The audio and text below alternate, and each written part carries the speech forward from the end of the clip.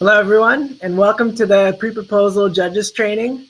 My name is Francis Gonzalez, and I'm the network manager here at the Big Ideas contest. So I'm really excited to kick things off and to be working with such an incredible network of judges. Earlier this week, we actually received 300 proposals, and I'm really excited to share these with you. And over the course of the pre-proposal process, you can reach out to me with any questions you might have. So really, I just want to give you a sense of what you're going to see in the pre-proposals. These 300 proposals are all early stage, student initiated and student led, and focused on social impact. And so that's really what ties these together. But you will see a wide variance in terms of the stage that they're at, the scope, and the quality of the proposals. So in terms of stage, you might see projects that have tested this out for several months or years, and then you'll see others that are still in more of the ideation phase. The Big Ideas contest welcomes projects from across that spectrum. And in terms of scope, within each category, you'll see a range of ideas. So let's take the global health category, for example. You might see a smoking cessation program focused on the Berkeley community, and you might see a pneumonia detection device that's really aimed at, let's say, a remote community in Uganda. So really a wide range within each category. And then in terms of quality, for some students, this will be their first time really putting their ideas into more of a grant application format. And so, I think we all know that sort of getting to the place where you can write a really compelling and persuasive proposal takes time. And so you'll be reading proposals from students who are in their first year and students who are completing a PhD. So you'll see a wide range in terms of the quality, and many will be very well written and thought out, and others will still have a little work to do. But really, this is a learning opportunity for our students, and the feedback that you'll provide will help them to develop their ideas further. And so over the next 20 minutes, we're going to focus on 3 key areas. I'm going to provide a bit of a background on the Big Ideas contest, and then we're going to go into the pre-proposal components and judging criteria. And we'll wrap up with a run through of the online platform that we use for judging. If at any point through the presentation you have questions, you can insert them in the chat box or email them to us at bigideas@berkeley.edu. If you're watching a recording of this and have questions at any point, feel free to email us your questions. So with that, I'm going to go ahead and share my screen. Just going to share a presentation.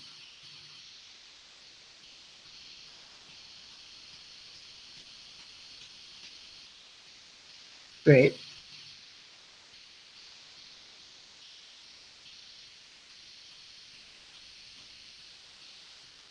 All right. So I want to start by providing a quick overview of the Big Ideas contest. The contest began in 2006 at UC Berkeley, and over the past decade has grown into one of the leading social innovation contests in the country. And this year, it is open to more than 250,000 undergraduate and graduate students from all 10 campuses in the UC system, as well as Makerere University in Uganda. And what sets the pre-proposal phase of the contest apart is really 2 things. First is the focus on innovation and social impact rather than business models and profitability. And second is that we're looking for early stage ideas that haven't necessarily been proven in the market. So we really want to be the entryway for students into the wider social entrepreneurship space. And this year we have 8 categories that students can compete in. We have art and social change, connected communities, energy and resource alternatives, food systems, global health, hardware for good, and workforce education and development, which are all open to new participants in the contest. And then we have Scaling Up Big Ideas, which is open to past winners who are looking to scale their ventures. And we will be assigning you to judge proposals in one of these categories based on your expertise. So if you're new to the contest, you might be curious about what our past winners have done. We see a wide range of big ideas. We've had teams that have engineered water purification systems, developed a process to convert citrus pulp and peels into plastics, created a board game to make organic chemistry fun, and developed a pneumonia detection device. And these are just 4 examples out of the nearly 500 teams that have been awarded $2.1 million in prizes over the past decade. And we're proud that the winners of the Big Ideas contests have leveraged the seed funding and connections made through the contest to secure placements in leading accelerators and collectively raise over $300 million in additional funding. So now we're going to talk a little bit more about your role in the Big Ideas contest. So you're joining an incredible pool of nearly 300 judges from around the world. And our judges are leaders in the social innovation space and are drawn from both academia and industry. And each brings 5+ years of expertise in one of the contest categories and a passion for supporting the next generation of change makers. So the Big Ideas team really draws on this expertise to identify the most promising ideas in the pool of applicants. And most importantly, the judges provide constructive feedback to the teams on how they can further refine their project ideas. Your feedback will be kept anonymous and could include probing questions, tips based on your experience, other projects that the team should look at, and challenges that they might face. And every year we hear from teams that this feedback was critical for their growth. So with that, I'd like to shift gears a bit and provide an overview of the timeline for the contest. So this is an academic year-long contest that runs from September to May each year. Over the past couple months, the teams have been hard at work developing their ideas with support from the Big Ideas team. And this culminated in the submission of around 300 pre-proposals on November 15th. And now we're heading into the judging period for pre-proposals. Each judge will be assigned approximately 8 pre-proposals on Monday, November 20th. Look out for an email from me on Monday. And remember, the deadline to complete those reviews is Friday, December 8th. So the teams that make it through to the final round are announced in late December and connected with a mentor in early January to help them develop their idea. The teams will submit their 10 to 15 page full proposals on March 7th, and the winners will be announced in April. So there are just a couple of events in spring that I want to call your attention to. The first is the Grand Prize Pitch Day on April 25th, which is always a fun way to witness firsthand just how passionate our students are about their ideas. And then there's our award celebration on May 2nd, which is a great opportunity to connect with students and other judges. And we'll be sure to send out reminders for these events in the spring. So as I mentioned earlier, we received around 300 proposals this year and need your support to identify the most promising big ideas. So with your help, we'll select 6 to 9 finalists in each category, and then ultimately award 4 to 8 winners in each category. So this year we have up to $300,000 to award to teams. I just want to note that this is not a winner-take-all contest. Teams in each category can win up to $10,000 with an average award size of around $5,000. So we've gone through an overview of the contest as a whole, and now we're going to discuss the specific elements of a pre-proposal. But before we dive in, I want to address a few issues up front. The first is length. So this is a 3-page pre-proposal or 1,600 word limit. And our team has screened all the pre-proposals and determined that they meet this criteria. The second is format. There's no specific formatting requirements for the proposal. The teams must cover the 4 main elements that we'll discuss below, but can structure the proposal as they see fit. And the third is confidentiality. The 3-page proposals should be kept confidential, but the 150-word summaries that we'll share can be shared among your network. And finally, if you're judging the scaling up category, the pre-proposal elements will be different. And we won't have time to go into those on the training today, but if you're judging for the scaling up category, please refer to the judging handbook where both the proposal elements and the judging criteria are outlined. As I mentioned before, the pre-proposals are comprised of 4 main elements. In the problem statement, we're looking for teams to make a compelling case that this is a pressing social issue by citing relevant research and statistics. In existing solutions, teams should demonstrate that they have done adequate landscape research on alternative solutions to the problem they are seeking to address, including the strengths and limitations of these approaches and the gaps that remain.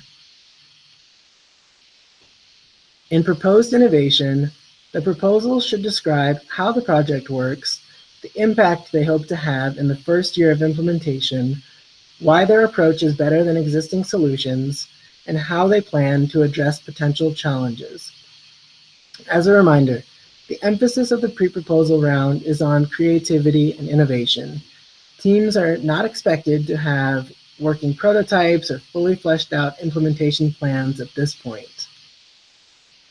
And then in team bios, the team should demonstrate that they've identified the necessary skills to implement their project and either have those skills on board or will recruit for those skills.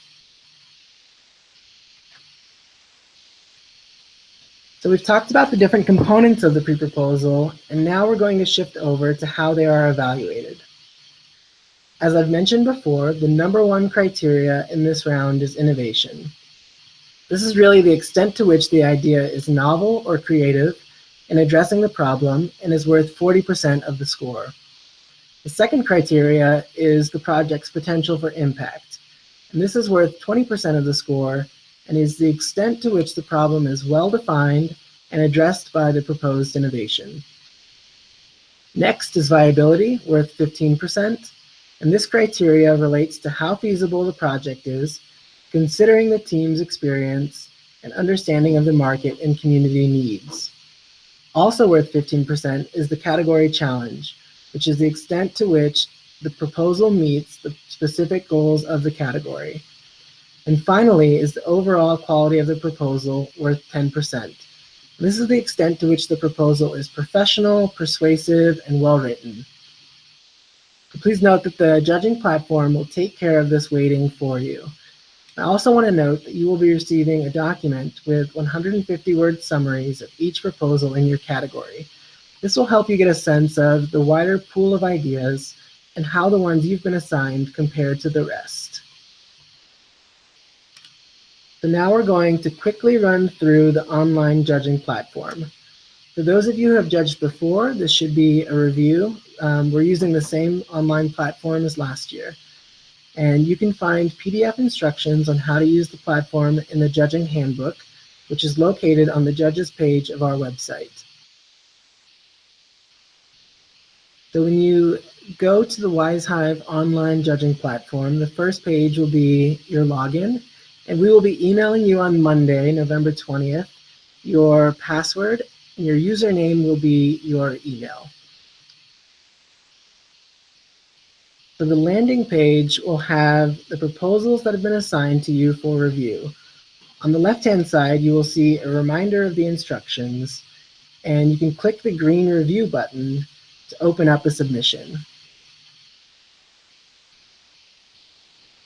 When you start your review, you will be brought to an overview page with the name of the big idea and a 150-word summary. To view the proposal itself, click on the Pre-Proposal tab and then either Save File, Print, or View in the browser. After you've read the proposal, you can add your review by clicking the green Add Review button. This will take you to the judging scorecard. And at the top of the judging scorecard, you will be asked to accept the privacy policy and then select the category. Make sure you select the category that matches the tab above. And the scorecard will have a mix of drop-down responses and comment boxes for each area of the judging criteria, such as innovation and viability. And so I just want to emphasize that on the online platform, you can save your work. So you don't have to do this all in one go. So if you're working on a review and don't have time to finish it, you can just go in and scroll down to the bottom and hit the Save Draft button. And then when you've completed your review, you can hit Submit. And back on the landing page, once you've completed your review, it will show up as done. And if you decide that you want to go back in and change something in your review before the December 8th deadline, you can do so by clicking on the Done button. So that's the online judging platform. And I just want to end with a couple notes and frequently asked questions. So just a reminder that the deadline for completion of reviews is Friday, December 8th. And you can save your progress as you review, so no need to do it all in one go. And if you think you may have a conflict of interest with any of the proposals you have been assigned, please let us know. If you'd like to reach out to students, please do so only through our team to respect the students' confidentiality. I know several of you have already indicated that you would like to serve as a judge or mentor in the final round. I will be reaching out about those opportunities soon. And finally, I hope I get a chance to meet you at one of our events in the spring. Look out for emails from me about those different events. So if you have any questions at any point, please email bigideas@berkeley.edu, or you can email me directly at francis.gonzalez@berkeley.edu, and there's our phone number. So before we turn back to some of the questions that we've received, I just want to give a huge thank you to our sponsors, including the Andrew and Virginia Rudd Family Foundation, the Autodesk Foundation, the University of California Office of the President, the Blum Center for Developing Economies, and USAID. So now I'm going to switch back to the screen share and answer any questions that have come in. Okay, and my colleague, Philip Denny, the program director for the Big Ideas Contest, is going to join me. So,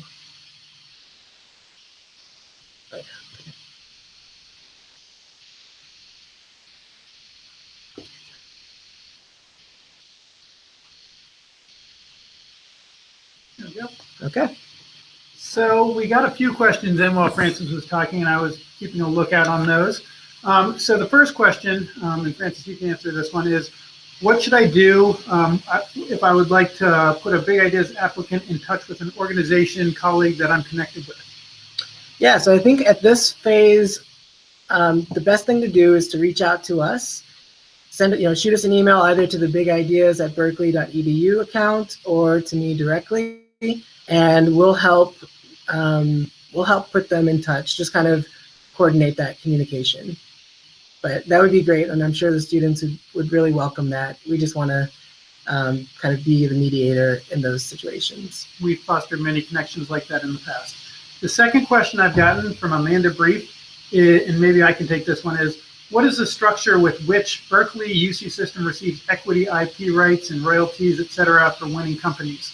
So with Big Ideas, this is considered an extracurricular activity.